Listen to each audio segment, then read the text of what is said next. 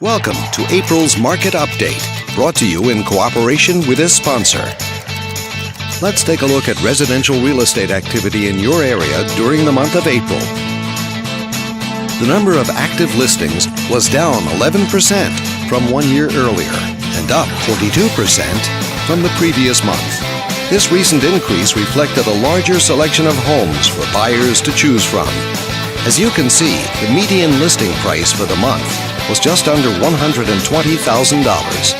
Compared to last year, the average number of days that units spent on the market before being sold was up 100%.